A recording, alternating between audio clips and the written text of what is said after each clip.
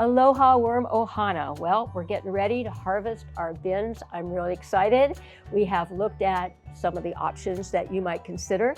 First one, just go right back in your box bin. Can't go wrong with that. It's basic, it always works. Or the stacking tray system, which separates the material so you have a little less to deal with each time. Or something like the Worm Hangout, a continuous flow system, where you're taking vermicast out the bottom from time to time and adding new fresh bedding from the top. And you never start again like we're going to do on our harvest of the box bin. And all these improvements, all this engineering to make it a little easier for us to handle our worms is just great. I'm so excited to see it because it gives us some options. However, the box bin, the hanging bag, continuous flow system, or the stacking tray are all really great if you've got a relatively small amount of food waste to manage. I'm talking between 4 or 5 to maybe up to 10 pounds a week. And you've been doing this long enough, you kind of know what your household generates.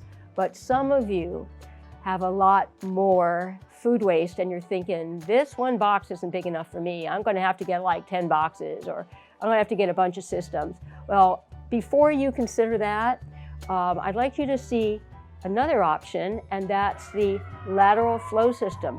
And this is the system we use in all of our schools. Did you know that we vermicompost over 7 tons of food waste a year at our 5 schools?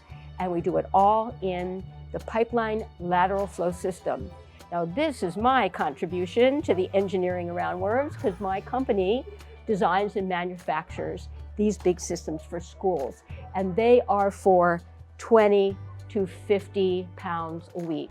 So we are feeding hundreds and hundreds of pounds. This bin does a little bit more than a ton annually and getting a lot of vermicast out. So this is really meant for big scale, but I want to show you how it works, because if I had to do 20 box bins, I'd go crazy. But this is so efficient and so easy to manage. And if you have a lot of food waste and you're thinking, maybe I just need to go to a bigger system, then you might consider the lateral flow. So here's how it works. We just got one long box, a tube here, and in the middle, there's a divider with pukas in it. So over here, we had been feeding our worms for the past 6 months. Feeding and feeding and feeding, paper on top, watering every day, the same protocol you're used to using with your box bin. Nothing changes. However, after 6 months, it's pretty filled with vermicast and the worms are kind of dying to get out. So we scooped out the vermicast from the old side and put in fresh bedding, and we use the chips of cardboard because you get rid of cardboard boxes at the schools.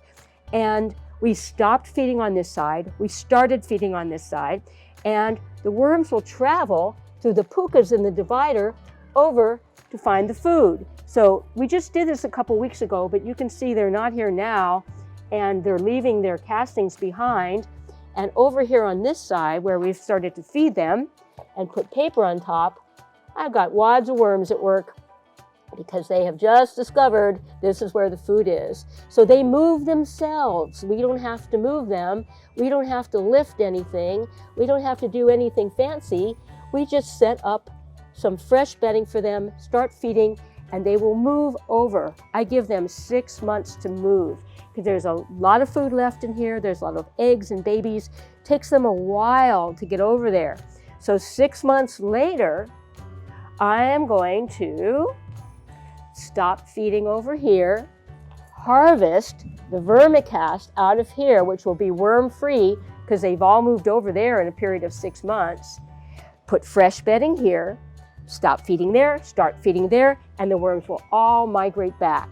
So the way this works is we have 6 months of feeding in an active side and 6 months of letting it finish. So it takes a full year to make the finished vermicast, but the worms move themselves. So we just pick up the vermicast when it's finished and rebed. So we rebed and harvest every 6 months in this lateral flow bin. And I don't have to do any heavy lifting. I don't have to sort worms. I don't have to do anything except clean it up. Now let me tell you something about this particular bin named Big Blue. It was at Olive Scott Elementary since 2009. And in 2014, they called me and said, would you like to have our worm bin? The teacher that managed it doesn't want it anymore. And I had just spoken to Mr. Sawyer at Oahu about expanding his worm system. So Oahu got donated to them, not only a big, wonderful worm bin, but the original colony, which was doing really well. So starting on day one, we were doing 40 to 50 pounds a week in this food waste diversion in this bin. And that original colony has been going back and forth like clockwork for 11 years continuously. So boy, this is a great system. It's really good for the long haul, and it's really good for the big load. So this is what we use at all the schools. And if you've got a lot of food waste, you might consider a lateral flow system. We'll show you some options on that. Well, the engineering, if I do say so myself, is so terrific on the lateral flow system. It works so well that people ask me if they could get one for home use. And you know, we're making these huge ones. And I said, that's way more than you need. And they said, well, can you make it smaller? And I said, well, I guess I could. So we did actually make a few smaller lateral flow systems for home use. And the people that got them were very happy with them because they worked really well. So we don't make them anymore. But I had 2 shells left, and we put in the divider and the carpentry, and you can get your choice of color.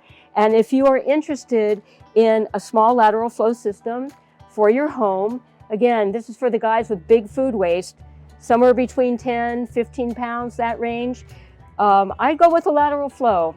I always say, if you got a lot of food waste, the only way to go is lateral flow, because it is the easiest way to manage a lot of worms and a lot of food.